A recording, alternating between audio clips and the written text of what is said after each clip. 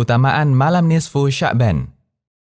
Allah Subhanahu wa Ta'ala berfirman, yang artinya, sesungguhnya kami menurunkan Al-Quran di malam yang berkah, dan sesungguhnya kami memberikan peringatan. Di malam itu diturunkan setiap takdir dari Yang Maha Bijaksana. Quran Surat Ad-Dukhan ayat 3 dan 4. Diriwayatkan dari Ikrimah rahimahullah bahwa yang dimaksud malam pada ayat di atas adalah malam nisfu Sya'ban. Ikrimah mengatakan, sesungguhnya malam tersebut adalah malam nisfu Sya'ban. Di malam ini, Allah menetapkan takdir setahun. Tafsir Al-Qurtubi. Sementara itu, mayoritas ulama berpendapat bahwa malam yang disebutkan pada ayat di atas adalah Lailatul Qadar dan bukan nisfu Sya'ban. Sebagaimana keterangan Ibnu Katsir, setelah menyebutkan ayat di atas, beliau mengatakan, Allah berfirman menceritakan tentang Al-Quran bahwa Dia menurunkan kitab itu pada malam yang berkah, yaitu Lailatul Qadar. Sebagaimana yang Allah tegaskan di ayat yang lain, yang artinya, sesungguhnya kami menurunkan Al-Quran di Lailatul Qadar, dan itu terjadi di bulan Ramadan. Sebagaimana yang Allah tegaskan, yang artinya, bulan Ramadan yang mana di bulan ini diturunkan Al-Quran. Tafsir Ibnu Katsir. Selanjutnya, Ibnu Katsir menegaskan lebih jauh. Karena itu, siapa yang mengatakan yang dimaksud malam pada ayat di atas adalah malam nisfu Sya'ban, sebagaimana riwayat dari Ikrimah, maka itu pendapat yang terlalu jauh. Karena nas Al-Quran dengan tegas bahwa itu terjadi di bulan Ramadan. Tafsir Ibnu Katsir. Dengan demikian, pendapat yang kuat tentang malam yang berkah yang disebutkan pada surat Ad-Dukhan di atas adalah Lailatul Qadar di bulan Ramadan dan bukan malam nisfu Sya'ban. Karena itu, ayat dalam surat Ad-Dukhan di atas tidak bisa dijadikan dalil untuk menunjukkan keutamaan malam nisfu Sya'ban. Hadis seputar nisfu Sya'ban. Terdapat beberapa hadis yang menunjukkan keutamaan nisfu Sya'ban. Ada yang sahih, ada yang dhaif, bahkan ada yang palsu. Berikut beberapa hadis tentang nisfu Sya'ban yang tenar di masyarakat.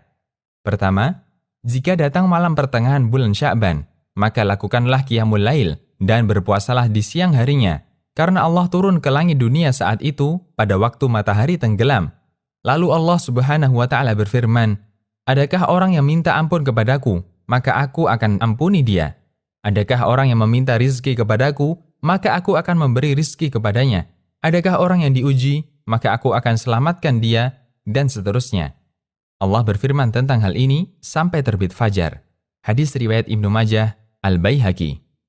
Keterangan, hadis di atas diriwayatkan dari jalur Ibnu Abi Sabrah, dari Ibrahim bin Muhammad, dari Muawiyah bin Abdullah bin Ja'far, dari ayahnya, dari Ali bin Abi Thalib, secara marfu', yaitu sampai kepada Nabi SAW.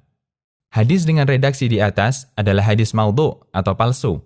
Karena perawi bernama Ibnu Abi Sabrah, statusnya muttaham bil kadhib, yaitu tertuduh berdusta. Sebagaimana keterangan Ibnu Hajar dalam At-Taqrib. Imam Ahmad dan gurunya Ibnu Ma'in berkomentar tentang Ibnu Abi Sabrah. Dia adalah perawi yang memalsukan hadis. Lihat silsilah ad-dha'ifah. Kedua, riwayat dari Aisyah radhiyallahu anha bahwa beliau menuturkan, aku pernah kehilangan Nabi SAW. Kemudian aku keluar, ternyata beliau di Baqi'. Sambil menengadahkan wajahnya ke langit, Nabi bertanya, kamu khawatir Allah dan Rasulnya akan menipumu?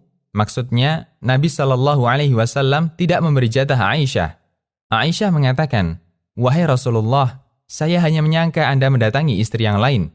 Kemudian Nabi SAW bersabda, sesungguhnya Allah turun ke langit dunia pada malam nisfu Sya'ban. Kemudian dia mengampuni lebih dari jumlah bulu domba Bani Kalb. Keterangan, hadis ini diriwayatkan At-Tirmidzi, Ibnu Majah, dari jalur Hajjaj bin Artah, dari Yahya bin Abi Katsir, dari Urwah bin Zubair, dari Aisyah. At-Tirmidzi menegaskan, saya pernah mendengar Imam Bukhari mendhaifkan hadis ini. Lebih lanjut, Imam Bukhari menerangkan, Yahya tidak mendengar dari Urwah, sementara Hajjaj tidak mendengar dari Yahya. Asna al-Matalib. Ibnul Jauzi mengutip perkataan Ad-Daraqutni tentang hadis ini. Diriwayatkan dari berbagai jalur dan sanadnya gonjang, tidak kuat. Al-Ilal al-Mutanahiyah. Akan tetapi, hadis ini disahihkan Al-Albani karena kelemahan dalam hadis ini bukanlah kelemahan yang parah. Sementara hadis ini memiliki banyak jalur, sehingga bisa terangkat menjadi sahih dan diterima. Lihat silsilah ahadits dha'ifah. Ketiga, hadis dari Abu Musa al-Asy'ari bahwa Nabi SAW bersabda, yang artinya, Sesungguhnya Allah melihat pada malam pertengahan Sya'ban, maka Dia mengampuni semua makhluknya, kecuali orang musyrik dan orang yang bermusuhan. Keterangan. Hadis ini memiliki banyak jalur. Diriwayatkan dari beberapa sahabat, di antaranya Abu Musa, Mu'ad bin Jabal, Abu Tha'labah al-Khushani, Abu Hurairah, dan Abdullah bin Amr radhiyallahu anhum. Hadis ini disahihkan oleh Imam Al-Albani dan dimasukkan dalam silsilah ahadits sahihah. Beliau menilai hadis ini sebagai hadis sahih karena memiliki banyak jalur dan satu sama lainnya saling menguatkan. Meskipun ada juga ulama yang menilai hadis ini sebagai hadis lemah dan bahkan mereka menyimpulkan semua hadis yang menyebutkan tentang keutamaan nisfu Sya'ban sebagai hadis dhaif. Sikap ulama terkait nisfu Sya'ban. Berangkat dari perselisihan mereka dalam menilai status kesahihan hadis, para ulama berselisih pendapat tentang keutamaan malam nisfu Sya'ban. Setidaknya, ada dua pendapat yang saling bertolak belakang dalam masalah ini. Berikut rinciannya. Pendapat pertama, tidak ada keutamaan khusus untuk malam nisfu Sya'ban. Statusnya sama dengan malam-malam biasa lainnya. Mereka menyatakan bahwa semua dalil yang menyebutkan keutamaan malam nisfu Sya'ban adalah hadis lemah.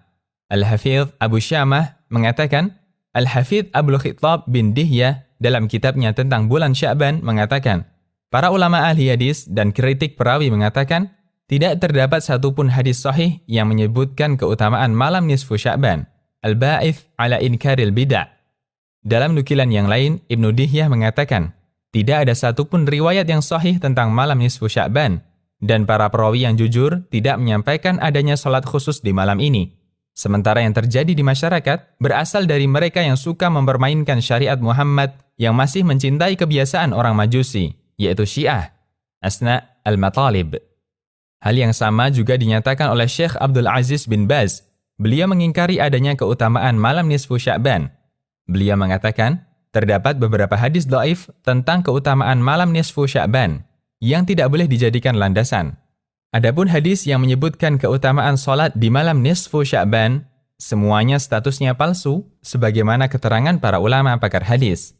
At-Tahdhir min al-Bid'ah. Pendapat kedua, ada keutamaan khusus untuk malam nisfu Sya'ban. Para ulama yang menilai sahih beberapa dalil tentang keutamaan nisfu Sya'ban, mereka mengimaninya dan menegaskan adanya keutamaan malam tersebut. Di antara hadis pokok yang mereka jadikan landasan adalah hadis dari Abu Musa al-Ash'ari. Sesungguhnya Allah melihat pada malam pertengahan Sya'ban, maka Dia mengampuni semua makhluknya kecuali orang musyrik dan orang yang bermusuhan. Hadis riwayat Ibnu Majah, At-Tabrani, dan dinilai sahih oleh Al-Albani. Di antara jajaran ulama ahlu sunnah yang memegang pendapat ini adalah ahli hadis abad ini, yaitu Imam Muhammad Nasiruddin Al-Albani. Bahkan beliau menganggap sikap sebagian orang yang menolak semua hadis tentang malam nisfu Sya'ban termasuk tindakan yang gegabah. Setelah menyebutkan salah satu hadis tentang keutamaan malam nisfu Sya'ban, Syekh Al-Albani mengatakan, keterangan yang dinukil oleh Syekh Al-Qasimi rahimahullah dalam buku beliau, Islah Al-Masajid, dari beberapa ulama ahli hadis, bahwa tidak ada satupun hadis sahih tentang keutamaan malam nisfu Sya'ban, termasuk keterangan yang tidak layak untuk dijadikan sandaran. Sementara sikap sebagian ulama yang menegaskan tidak ada keutamaan malam nisfu Sya'ban secara mutlak, sesungguhnya dilakukan karena terlalu terburu-buru dan tidak berusaha mencurahkan kemampuan untuk meneliti semua jalur untuk riwayat ini, sebagaimana yang ada di hadapan Anda. Dan hanyalah Allah yang memberi taufik. Silsilah ahadits sahihah. Setelah menyebutkan beberapa waktu yang utama, Syekhul Islam mengatakan, pendapat yang dipegang mayoritas ulama dan kebanyakan ulama dalam mazhab Hambali adalah meyakini adanya keutamaan malam nisfu Sya'ban. Ini juga sesuai dengan keterangan Imam Ahmad. Mengingat adanya banyak hadis yang terkait masalah ini, serta dibenarkan oleh berbagai riwayat dari para sahabat dan tabi'in. Majmu' Fatawa. Ibnu Rajab mengatakan, terkait malam nisfu Sya'ban, dahulu para tabi'in penduduk Syam seperti Khalid bin Ma'dan, Ma'hul, Luqman bin Amir, dan beberapa tabi'in lainnya memuliakannya dan bersungguh-sungguh dalam beribadah di malam itu. Lataiful Ma'arif. Kesimpulan, dari keterangan di atas, ada beberapa hal yang dapat disimpulkan. Pertama, malam nisfu Sya'ban termasuk malam yang memiliki keutamaan. Hal ini berdasarkan hadis sebagaimana yang telah disebutkan. Meskipun sebagian ulama menyebut hadis ini adalah hadis yang dhaif, Namun insya Allah yang lebih kuat adalah penilaian Syekh Al-Albani, yaitu bahwa hadis tersebut berstatus sahih. Kedua, belum ditemukan satupun riwayat yang sahih yang menganjurkan amalan khusus maupun ibadah tertentu ketika nisfu Sya'ban, baik berupa puasa atau sholat. Hadis sahih tentang malam nisfu Sya'ban hanya menunjukkan bahwa Allah mengampuni semua hambanya di malam nisfu Sya'ban, tanpa dikaitkan dengan amal tertentu. Karena itu, praktek sebagian kaum muslimin yang melakukan sholat khusus di malam itu dan dianggap sebagai sholat malam nisfu Sya'ban adalah anggapan yang tidak benar. Ketiga, ulama berselisih pendapat tentang apakah dianjurkan menghidupkan malam nisfu Sya'ban dengan banyak beribadah. Sebagian ulama menganjurkan, seperti sikap beberapa ulama tabi'in yang bersungguh-sungguh dalam ibadah. Sebagian yang lain menganggap bahwa mengkhususkan malam nisfu Sya'ban untuk beribadah adalah bid'ah. Keempat, ulama yang memperbolehkan memperbanyak amal di malam nisfu Sya'ban menegaskan bahwa tidak boleh mengadakan acara khusus atau ibadah tertentu, baik secara berjamaah maupun sendiri-sendiri di malam nisfu Sya'ban, karena tidak ada amalan sunnah khusus di malam nisfu Sya'ban. Untuk itu, menurut pendapat ini, seseorang diperbolehkan memperbanyak ibadah secara mutlak, apapun bentuk ibadah tersebut. Demikian, Allahu a'lam.